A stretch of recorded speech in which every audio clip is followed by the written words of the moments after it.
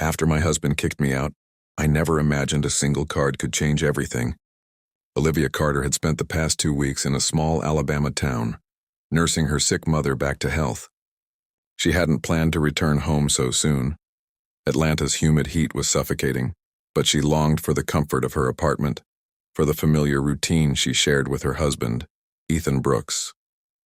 Her suitcase bounced against the polished marble lobby of the Sovereign, the building she and Ethan had bought together years ago. The elevator chimed on the 30th floor. Relief spread across her face, home at last. Except it wasn't. Her key fob beeped. Red light denied. Olivia frowned. Maybe it's dead, she muttered. She rang the doorbell. Seconds later, Ethan appeared, cold, distant, and unmistakably different. His silk robe bore the scent of someone else. Behind him, laughter rang out. A young woman, Chloe, wore Olivia's silk robe, her Instagram-perfect smile mocking. Ethan didn't give her a chance to enter. He stepped into the hall. "We're done," Olivia finished. In disbelief, Olivia watched as the man she loved threw her out, tossing her belongings onto the street and leaving only a worn duffel bag and a brown envelope of signed divorce papers. On the sidewalk under the Atlanta night sky, Olivia's world had shattered. She dug into her duffel bag, finding her father's faded blue debit card. She had never used it. Her father's voice echoed in her memory. An anchor for desperate times. Use it only if everything else fails.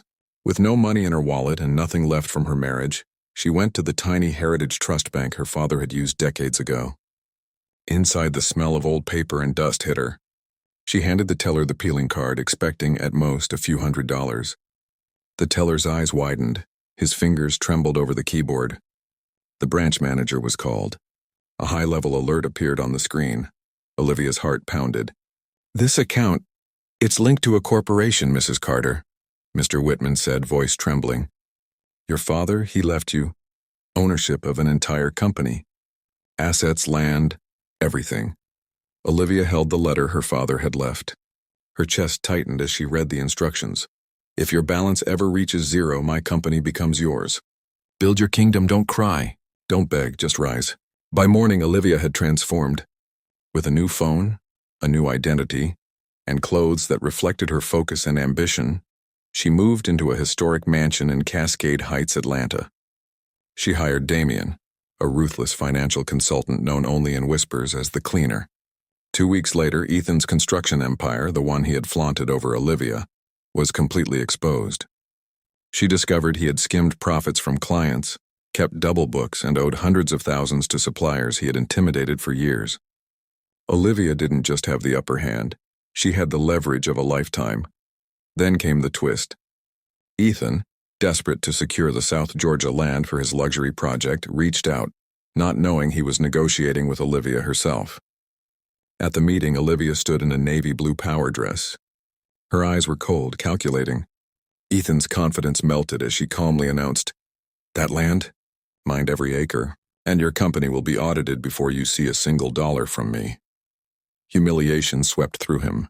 Every manipulative scheme he had ever executed was now visible under Damien's expert scrutiny. Meanwhile, Olivia was patient, meticulous, strategic, far beyond the woman he thought he knew. But Olivia's revenge wasn't petty. She didn't need to humiliate Ethan publicly. She had bigger plans. She bought out his debts, gained the loyalty of his suppliers, and quietly took control of key projects he desperately wanted. Then, just when Ethan thought he could charm her back, Olivia turned the tables completely. At an upscale Buckhead cafe, Chloe tried to provoke her. Olivia, with a single gesture, paid the bill, leaving Chloe exposed to the world. Olivia smiled, cold but composed.